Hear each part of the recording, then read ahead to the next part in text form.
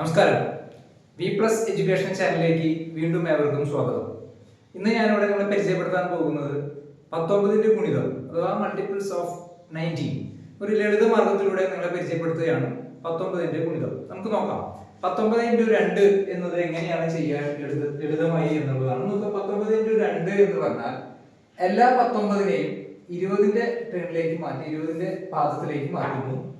19 × 2 എന്നാൽ 20 × 2 എന്ന് എഴുതി. 20 × 2 സ്വാഭാവികമായിട്ട് നമുക്ക് 2ന്റെ അറിയാം എന്നുള്ളത് കൊണ്ട് 40. 40ൽ നിന്ന് നമ്മൾ ഗുണിച്ച 2നെ മൈനസ് ചെയ്യുന്നു, സബ്സ്ട്രാക്ട് ചെയ്യുന്നു. അപ്പോൾ 40 - 2 38 ആണ് അതിന്റെ ഉത്തരം. അടുത്ത സംഖ്യയായിട്ടുള്ള 19 × 3.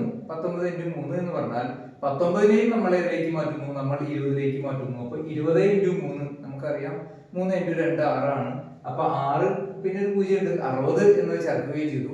60ൽ നിന്ന് നമ്മൾ ഗുണിച്ചിട്ടുള്ള അഥവാ മൾട്ടിപ്ലൈ ചെയ്ത 3 മൈനസ് ചെയ്തു. 60 - 3 57 ആണ് ഉത്തരം. 19 × 4 എന്ന് പറഞ്ഞാൽ 20 × 4 എന്ന തലത്തിലേക്ക് മാറ്റുന്നു. 20 × 4 എന്ന് പറയുന്നത് 80 ആണ്. 80ൽ നിന്ന് 4 മൈനസ് ചെയ്യുക, സബ്സ്ട്രാക്ട് ചെയ്യുക, ഉത്തരം 76 ആണ്. അടുത്തത് 19 × 5 എന്ന് പറഞ്ഞാൽ 20 × 5 എന്ന തലത്തിലേക്ക് മാറ്റുന്നു.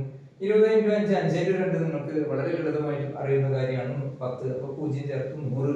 100ൽ നിന്ന് നമ്മൾ ഗുണിച്ച 5നെ മൈനസ് ചെയ്യുന്നു അല്ലെങ്കിൽ കിഴിക്കുന്നു. അപ്പോൾ നമുക്ക് ലഭിക്കുന്നത് 95. ആൻസർ 95 ആണ്.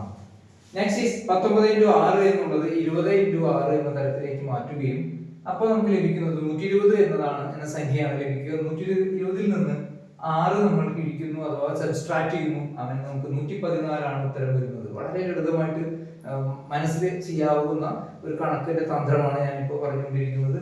19 × 7 എന്ന് പറഞ്ഞാൽ 20ന്റെ തലത്തിലേക്ക് ഉയർത്തുന്നു. 20 × 7 140 ആണ്. 140ൽ നിന്ന് 7 മൈനസ് ചെയ്യുമ്പോൾ 133 ആണ് ആൻസർ.